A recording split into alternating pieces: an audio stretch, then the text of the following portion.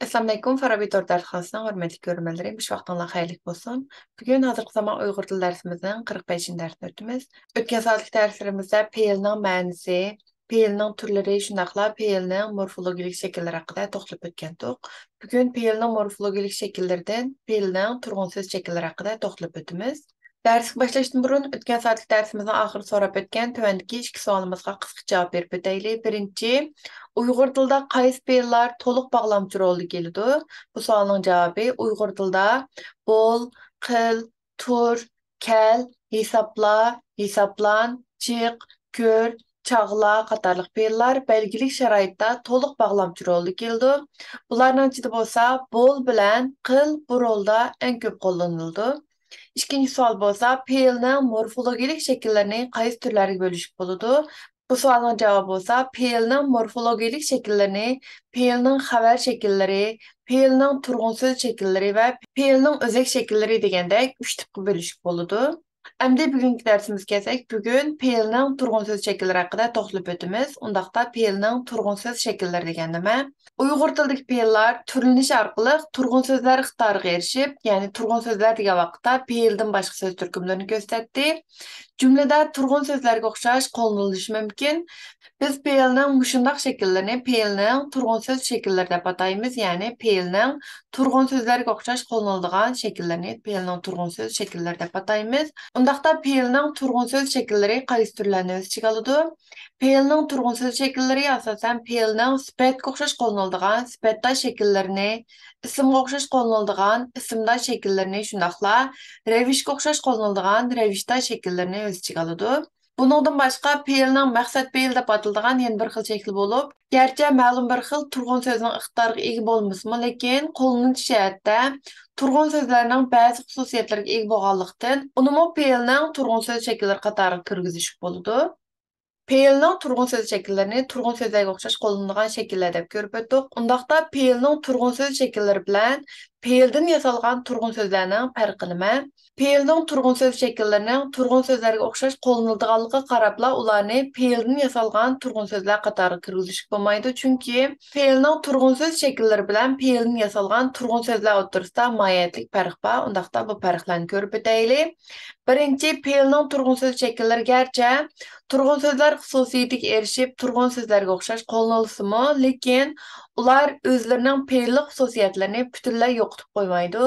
Ular fe'lning o'zak qismida ifodalanadigan daraja, bo'lishliq, bo'lishsizlik, tuz, hol qatorliq grammatikalik kategoriyalarni asos qilib turib, daraja, bo'lishliq, bo'lishsizlik, tuz, hol qatorliq jihatlardan farqlanadi.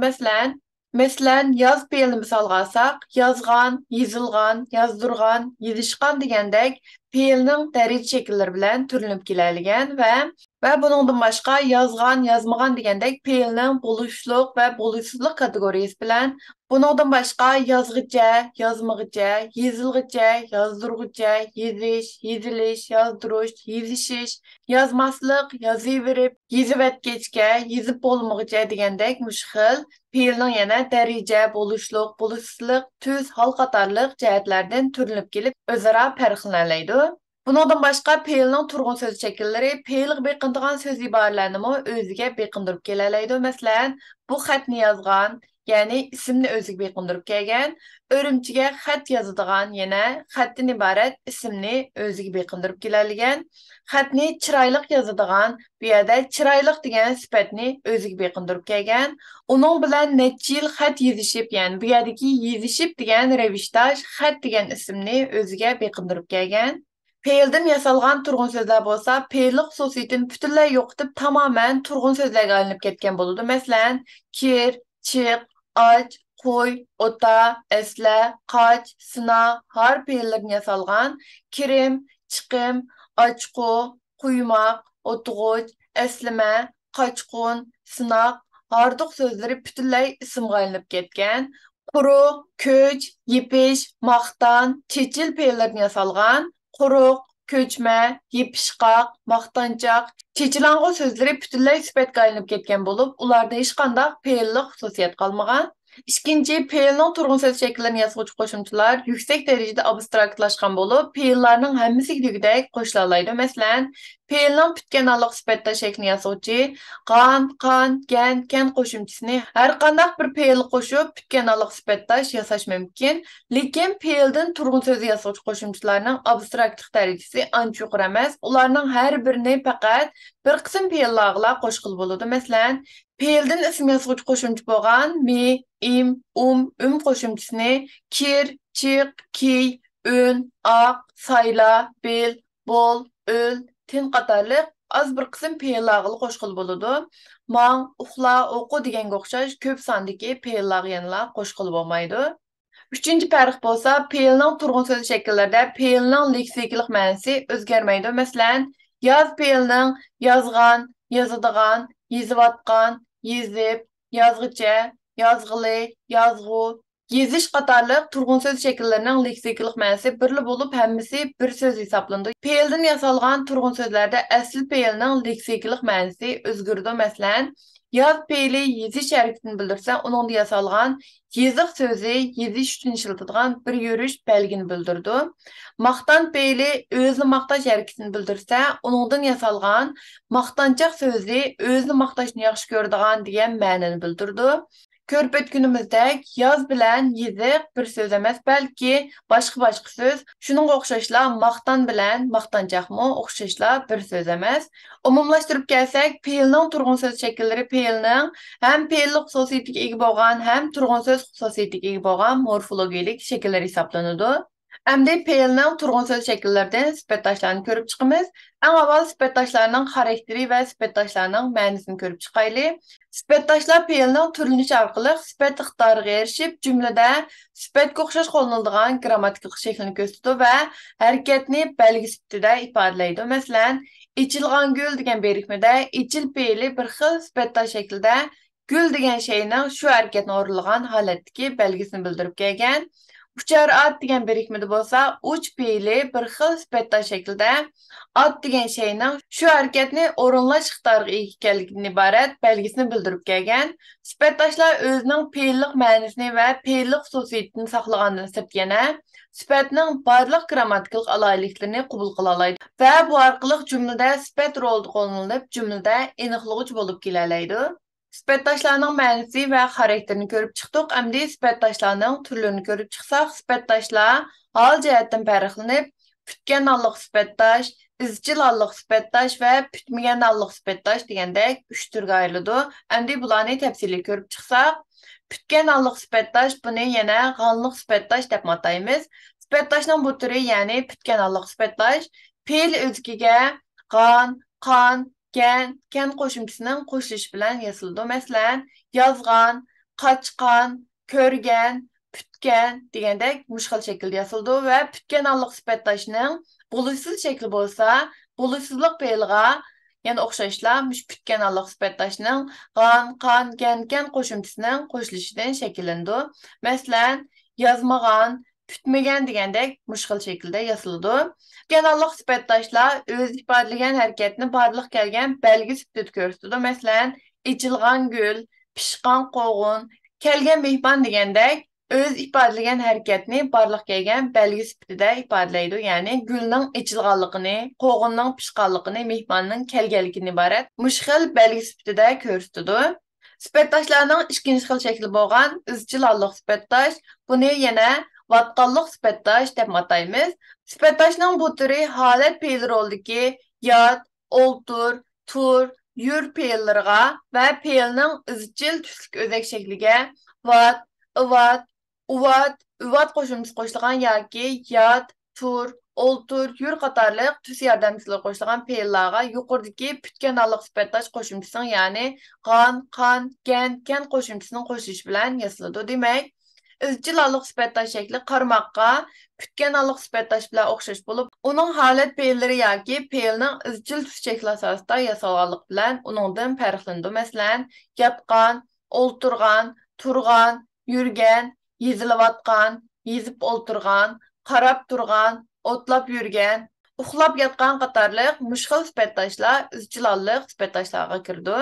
İzcilallık sifatdaş öz ifadelagan izcil halet yoki izcil hareketni belgi sifatida ko'rsatadi. Masalan, yatgan bala ya'ni balaning izcil shaklda yetayotganligini ko'rsatgan, o'ltirgan kishi, turgan kitob, yurgan odam, yezilayotgan xat yezib o'ltirgan bala, qarab turgan kishilar, o'tlab yurgan qo'ylar, uxlab yotgan bovoq degandek o'z ifodalagan izchil holat yoki izchil harakatni belgi sifatida ko'rsatadi. Ya'ni mishadiki yetishdan iborat harakat, o'ltirishdan iborat mushkul harakatlarning izchil shaklda davomlashayotganligini ko'rsatadi. Sifatdoshlarning uchinchi xil shakli bo'lsa, putmagan aniq sifatdosh. Biz buni yana idigan orliq sifatdosh deb ataymiz. Putmagan aniq sifatdosh ikki xil bo'ladi. Odatda biz bularni putmagan aniq sifatdoshning idigan shakli yoki orliq shaklida farqlantiramiz. Putmagan aniq sifatdoshning idigan shakli fe'l o'zgiga idigan qo'shimchasining qo'shilishi bilan yasaladi. Masalan, qaraydigan, yozadigan, deydigan, ko'radigan qatorliq mushkul sifatdoshlar putmagan aniq sifatdoshlarga kiradi. Putmagan aniq sifatdoshning ar shakli fe'l o'zgiga ar qo'shimchasining qo'shilishi bilan yasaladi. Masalan, qarar, yozar, ko'rar, aytar degandek mushkul sifatdoshlar putmagan aniq sifatdoshlarning ar shakliga misol bo'la oladi. Putmagan aniq sifatdoshning ar shaklining bo'lishsiz shakli bo'lsa, bo'lishsiz fe'l o'zgiga se qo'shimchasining qo'shilishi bilan yasaladi. Masalan, bo'lishsiz fe'l bo'lgan qaytma fe'liga se qo'shimchasining qo'shilishidan qaytmas degan putmagan aniq sifatdoshning ar shaklini bo'lishsiz shakli yasalgan. Bundan boshqa barmas, ko'rmas, tugmas degandek mushkul sifatdoshlar putmagan aniq sifatdoshning ar shaklining bo'lishsiz shakliga misol bo'la oladi. Putmagan aniq sifatdosh o'z ifodalagan harakatni doim ifodalab turadigan yoki keyin ifodalanadigan belgi sifatida ko'rsatadi. Masalan, to'niydigan odam, biladigan dars, yozolmaydigan xat, uchar ot, oqar yulduz, tugumas boyliq degandek mushkul o'z ifodalagan harakatlarni doim ifodalanib turadigan yoki keyin ifodalanadigan belgi sifatida ko'rsatib berdi. Sifatdoshlarning turlarini ko'rib chiqdik. Endi sifatdoshlarning qo'llanilishini ko'rib chiqamiz. Sifatdoshlar tuvandagi shaklda qo'llaniladi. Birinchi, sifatdoshlar ko'pincha ismlarga beqinib, sifatlarga o'xshash shaklda aniqlovchi bo'lib keladi. Bu chog'da ular shu sifatdosh ifodalagan harakatning subyektini aniqlash mumkin. Masalan, kelgan odam, xat yozgan bola, meni taniydigan odam, dars o'qiyotgan o'quvchilar degandek odam, bola, odam, o'quvchilar degandek mush ismlarga beqinib, shu birikmalarda aniqlovchi vazifasi kelgan. Sifatdoshlar bundan boshqa yana boshqa bir ism bilan ega xabar munosabatida kelib, shu sifatdosh ifodalagan harakatning logikalik to'ldiruvchisi yoki logikalik holati bo'lgan ismlarni aniqlab kelishi mumkin. Masalan, biz tikkan ko'chatlar, bolalar o'ynaydigan maydon, sizlar ketayotgan shahar degandek mushadagi ko'chatlar, maydon, shahar degandek ismlarni aniqlab keladi. İkinci sifatdoshlar o'zining aniqlovchisiga vakillik qilib almashishi mumkin, ya'ni almash rolida kelishi mumkin. Bu chog'da ular jumlada ism rolida keladi. Masalan, heli uyga kirgan kim bu yerdagi heli uyga kirgan degan uyga kirgan kishi ma'nosi kelgan va bu jumlada ism rolida kelgan.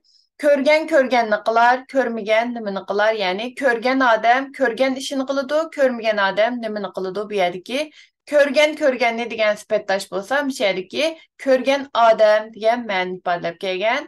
Taraqlagan nima bu yerdagi taraqlagan degan sifatdosh bo'lsa, bu yerda almash rolida kelib, taraqlagan narsa degan ma'nodagi ism rolida kelgan. Agar sifatdoshning vakillik qilgani ma'lum ko'p sonli shayning bir qismi bo'lsa yoki shaxs ta'kidlansa, sifatdosh tavalli qo'shimchasi bilan keladi. Masalan, barni o'g'raldi, qolganini ramchi. Bu yerdagi qolgan degan sifatdosh uchinchi shaxs tavalli qo'shimchasi bilan to'linib kelgan. Tunugun barmag'anlarimiz bugun bardiq. Bu yerda o'xshashlar barmag'an degan sifatdosh yana tavalli qo'shimchasi bilan to'linib kelgan. Hozir deganingni yana degina bu jumlada bo'lsa, degan sifatdosh ya'ni degan gapingni degan ma'noda kelgan va o'xshashlar tavalli qo'shimchasi bilan turilib kelgan. Sifatdoshlarning qo'llanishidan uchinchisi putgan aniq sifatdoshlar o'rin kelish qo'shimchasi bilan birikib, shu harakatning barliq kelishi belgi qilingan vaqtni bildirib, holat bo'lib kelishi mumkin. Bundaq sifatdoshlar hamon o'zining subyektini bildirgan so'zlar bilan ikki xabar munosabati berib keladi. Masalan, Ular kelgende biz tamaq yeyatdıq. Bu yerdeki ular degan söz bilan kelgan degan sifatdosh o'zaro iyi xabar munosabatiga kelgan va bu jumlada holat vazifasiga kelgan. Maaş chiqqanda bir chapanda olaman bu yerdeki maaş degan söz bilan chiqqan degan sifatdosh o'zaro iyi xabar munosabatiga kelgan va bu yerdeki chiqqan degan sifatdosh bo'lsa, o'rin kelish qo'shimchasi bilan qo'shilib kelgan va bu jumlada maaş chiqqanda degan birikma bo'lsa, holat vazifasiga kelgan. Sifatdoshlarning qo'llanishdan to'rtinchisi bitmagan dalliq sifatdoshning ar shakli bo'lisi shaklda tuvanlikish qo'llanildi. Birinchi o'rin kelish qo'shimchasi bilan berkib, vaqt olti bo'lib kelib, shu sifatdosh ifodalangan harakat barliq kelishdan burungi vaqtni bildirdi. Masalan, suv kelmasda to'g'on sal bu maqoldagi kelmas degan bitmagan dalliq sifatdoshning ar shaklining bo'lisi shakli bu jumlada vaqt olti bo'lib kelgan. Soğuq tushmasda sirtqi ishlarni tugatib olayli. Bu jumladagi tushmas degan bitmagan dalliq sifatdoshning ar shaklining bo'lisi shakli bu yerda o'xshashli yana vaqt olti bo'lib kelgan. İkinci chiqish kelish qo'shimchasi bilan birikib holat bo'lib kelib, subyektning sifatdosh ifodalagan harakatni elib bormagan holda yana bir harakatni elib berishni yoki sifatdosh ifodalagan harakat barliq kelmagan ahvolda yana bir harakatning barliq kelmasligini bildirdi. Masalan, qo'rqmasdan so'zlab bu yerdagi bitmagan dalliq sifatdoshning ar shaklining bo'lisi shakli bo'lgan qo'rqmas degan sifatdosh bu yerda chiqish kelish qo'shimchasi bilan birikib holat vazifasiga kelgan. U dam olmasdan 4 soat ishladi. Bu jumladan o'xshashla olmasdan degan bitmagan dalliq sifatdoshning ar shaklining bo'lisi shakli bu jumlada holat vazifasiga kelgan. U kelmasdan bu masala hal bo'lmaydi. O'xshashla kelmasdan degan bu shakl bo'lsa bu jumlada holat vazifasiga kelgan. Bugungi darsimizning oxiriga keldik. Darsimizning oxirida bu darsimizga munosabatli bo'lgan tuvandagi ikki savolni so'rab o'tamiz. Birinchi, fe'lning turg'un so'z shakllari qaysi shakllarni o'z ichiga oladi? İkinci, sifatdoshlar hol jihatdan farqlanib, qaysi turlarga ayriladi?